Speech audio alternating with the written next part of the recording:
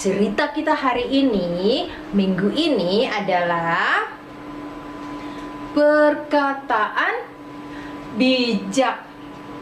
Wah, apalagi ya itu, Kak? Perkataan bijak.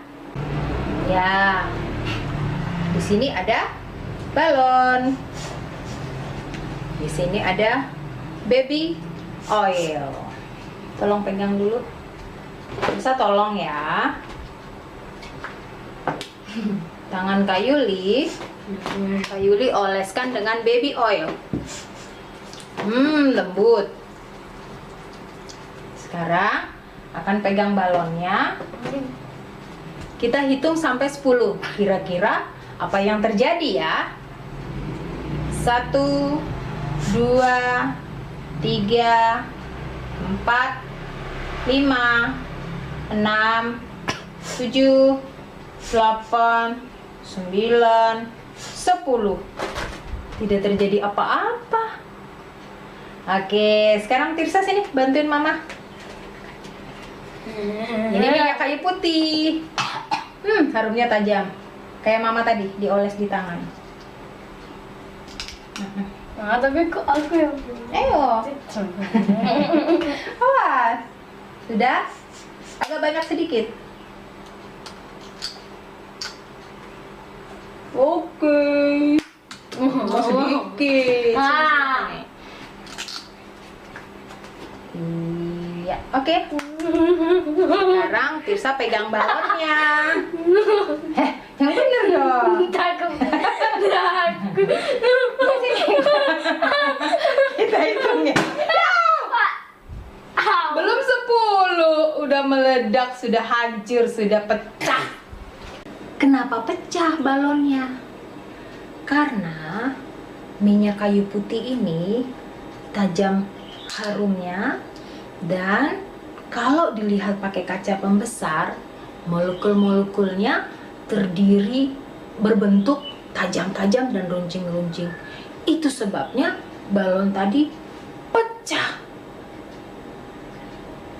Hal ini sama dengan apabila perkataan yang keluar dari mulut kita adalah perkataan yang tidak baik, perkataan yang buruk, perkataan yang mengejek. Itu akan melukai hati orang lain. Contohnya,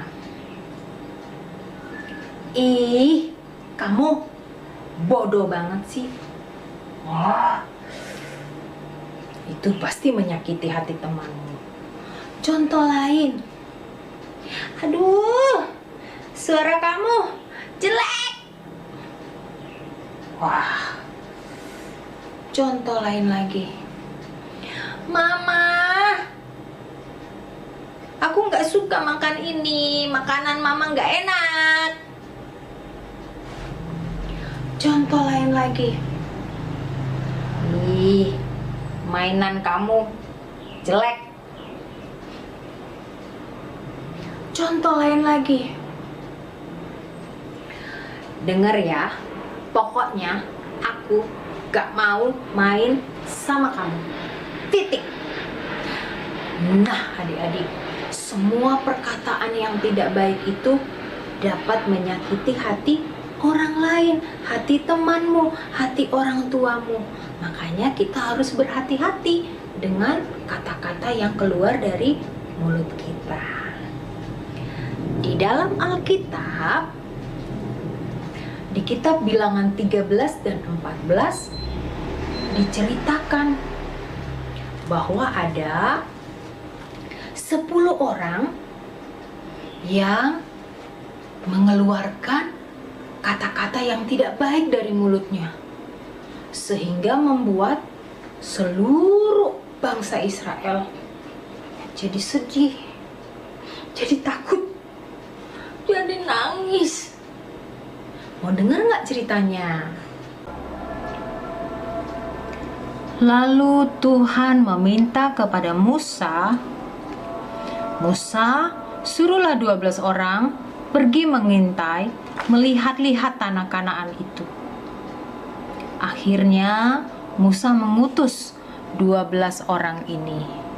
Mereka adalah Syamua, Syafat, Yigal, Palti, Gadiel, Gadi, Amiel, Setur, Nahbi, Guel, Yosua, dan Kaleb. Kata Musa, "Kalian pergilah dan amat-amatilah, lihat-lihatlah bagaimana keadaan negeri tanah Kanaan itu." Ketika 12 orang tiba di tanah Kanaan, mereka melihat dan membuka mata mereka lebar-lebar dan mengamat-amati tanah negeri Kanaan. Wah, negeri ini sangat baik sekali. Luar biasa indahnya. Orang-orang di sini pun sehat-sehat, besar-besar, tinggi-tinggi, dan kuat-kuat. Hei, lihat, ada banyak sekali susu dan madu di sini. Ya ampun, tanah di sini subur sekali. Lihat, ada buah anggur, buah delima, dan buah arah. Ini kita bisa bawa dan memakannya sampai perut kita kenyang. Dan akhirnya, setelah 40 hari mereka mengintai tanah Kanaan, mereka pun berjalan pulang kembali untuk menceritakan tentang negeri tanah Kanaan kepada Musa.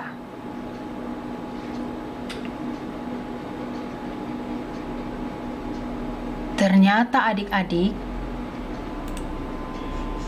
10 orang di antara mereka mulai bercerita dan memperkatakan yang tidak baik tentang negeri Kanaan itu kepada Musa.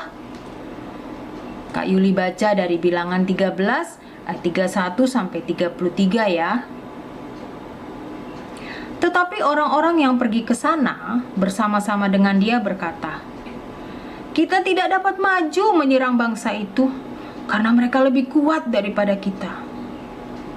Juga mereka menyampaikan kepada orang Israel kabar busuk tentang negeri yang diintai mereka, dengan berkata, "Negeri yang telah kami lalui untuk diintai adalah suatu negeri yang memakan penduduknya, dan semua orang yang kami lihat di sana adalah orang-orang yang tinggi-tinggi perawakannya.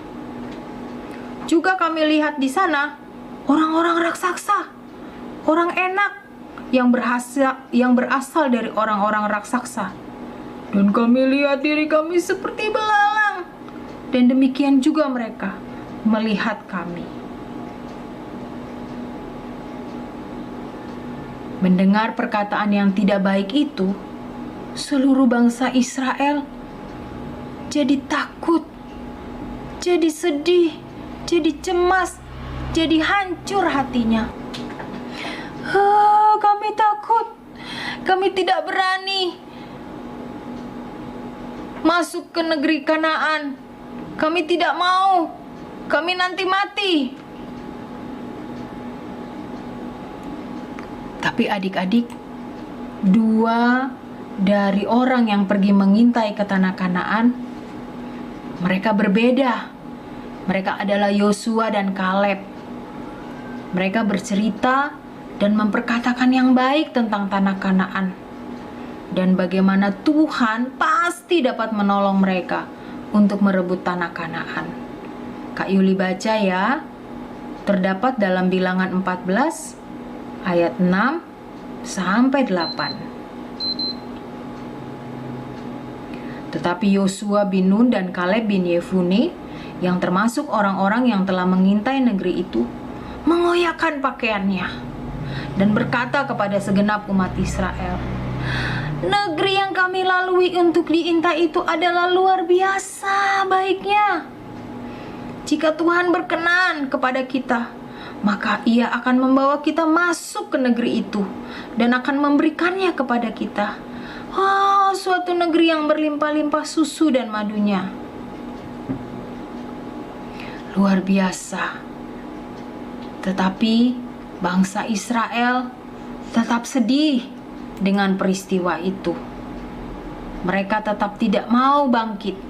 Mereka tidak mau pergi merebut tanah Kanaan. Ya, hari ini Tuhan Yesus mengajarkan kepada kita semua bahwa ternyata sungguh berbahaya kalau dari mulut kita keluar kata-kata yang tidak baik, keluar kata-kata yang menghina, keluar kata-kata yang jahat. Karena itu bisa membuat orang lain sedih, kecewa, takut, tidak bersemangat. Tuhan mau setiap kata-kata yang keluar dari mulut kita adalah perkataan yang baik, yang membuat orang lain tersenyum, yang membuat orang lain semangat. Nah, ya, contohnya, hai, kamu adalah temanku yang paling baik. Nah, itu teman kita pasti senang sekali. Contoh lain lagi. Ya, gitu dong. Kamu pasti bisa. Nah, itu memberi semangat kepada teman kita. Contoh lain lagi. Jangan takut. Tuhan Yesus pasti menolongmu. Wah, rasanya nyaman, enak mendengar perkataan yang baik. Jadi semangat. Contoh lain lagi. Mama, terima kasih sudah masakin aku makanan ini. Enak? Mama pasti senang. Mama masakin lagi yang enak, lebih enak lagi, lebih enak lagi. Ya, hari ini kita belajar sungguh luar biasa. Tuhan mau mulut kita, kata-kata yang keluar dari mulut kita adalah perkataan yang baik, perkataan yang membangun, memberi orang semangat, memberi orang rasa bergembira, bersukacita. Nah, itulah arti dari judul cerita kita hari ini, perkataan bijak. Setiap kata-kata yang keluar dari mulut kita, kalau itu membuat orang lain semangat, membuat orang lain bersukacita, membuat orang lain senang, membuat orang lain tidak loyo, semangat, itu adalah perkataan bijak yang kamu keluarkan dari mulutmu. Ya, luar biasa ya. Terima kasih Tuhan untuk cerita hari ini. Kita mau jadi anak-anak Tuhan yang mulai hari ini selalu dan selamanya setiap kata-kata yang keluar dari mulut kita adalah perkataan yang baik, yang membangun, yang membuat orang lain bersukacita. Sekolah minggunya sudah selesai. Terima kasih. Sampai jumpa lagi.